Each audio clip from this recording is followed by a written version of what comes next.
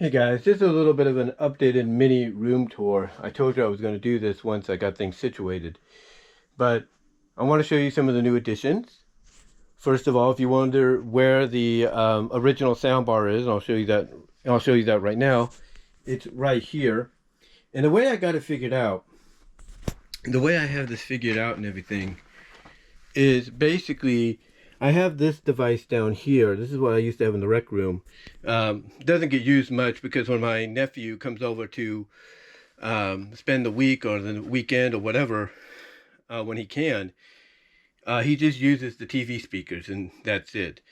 So what I've done, is I've gone out and I've just decided to use it for myself for the time being, so I can play my games. And it's got two HDMI ports, one for the TV and one for whatever system I will connect. So that kind of helps out, especially if I want to do some recording, if I do.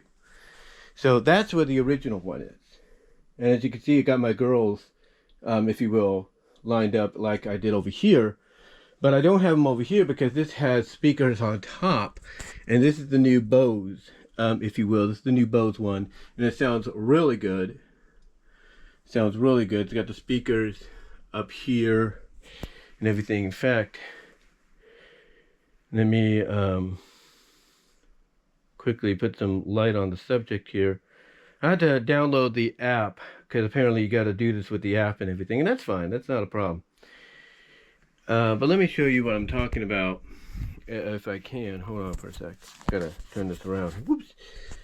But right here, you can see on top, you got a speaker there, and you got a speaker there, and I think you got a couple of speakers like right here and everything. So it's pretty good. Sounds really good. The Atmos does come in correctly, if you will. I'm trying to, sorry for the all-aroundness, if you will, the amateurness here. I do apologize. There we go. Just turn on the phone, turn it off. But yeah, the sound sounds really good, especially when you do HDMI. And yes, you don't have to worry whether or not the ARC or eARC is going to have to match. It's pretty much compatible either way. It'll read the moment you put in the HDMI cable. It will read basically, it'll read basically the signal. It'll take time. What it'll do is it'll take time to read. It'll it'll indicate the source and everything, but it'll take time. It'll also, after you use the app and everything to get it going, it will install an update. And what that means basically is the update will take about maybe 5-10 minutes, depending on how big it is. And what that also means is you got to have the app on. You got to have the app with you all the time on your phone. So basically, you'll get indications of hey, you got to update your soundbar and stuff like that. So yeah, it updated. It sounds really good. It does read. When you go here on the bottom screen here, when you look up the settings and everything, or the different platforms you're looking at, it does read as Dolby Digital, Dolby Digital, PCM, and Dolby Digital Plus. But it also indicates and automatically connects as Dolby Atmos compatible. It is compatible to Dolby Atmos. So that's kind of cool. The only thing is when you go and do the apps on your smart TV like this one, you basically gotta deal with the fact that it's gonna automatically go to PCM. Now, it probably won't do that if you go over here to your PlayStation 5 or whatever your game console or other outlet for the stuff, for the YouTube and stuff is. You'll probably get it the way you want to get it. But outside of that, YouTube is PCM only, but Fandango and Vudu, well, Fandango, which was Vudu, it's good for the movies and stuff. It reads exactly, what it's supposed to sound like.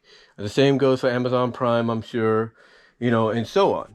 So the movie apps are not an issue. Netflix, I don't think is going to be an issue, and all that. Peacock and all that, I don't think is going to be an issue. I think the deal basically is the deal breaker for some people will be that YouTube has to be put into that mode through a third party third-party platform, if you will, a third-party system. I'm tired. I did work today, but a third-party system. But overall, it's not too bad, and it's not. But overall, it's not a. To me, it's not a deal breaker. It's not too bad sound wise, because what it is with this. With this, it has true space on it, true space technology. That's what Bose advertises, and basically they're saying, hey, it'll basically adjust. It'll allow you on the app to adjust what you want, but it will automatically adjust to what to the overall sound, like give you a good, clearer sound of what things, how things should be.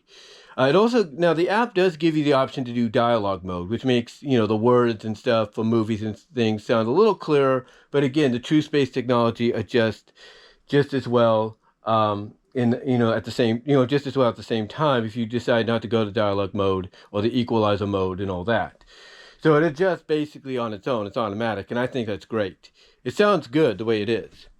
Now, outside of the soundbar and everything, outside of the soundbar, I did put the Gadget Plus here. There she is, right in front of Sonic. So I got Gadget now and Sally. So Gadget and Sally's pretty cool. So she's in there now officially. So now when I make my bed, I got to put Gadget in here as well. So that's kind of cool. And then, of course, have my Dirk Savage Mona Lisa over here, which I'm really happy to have in the collection. And that's all I wanted to do, guys. Let me know what your thoughts are on this little room tour. My mom's calling right now, and I'll talk to y'all later.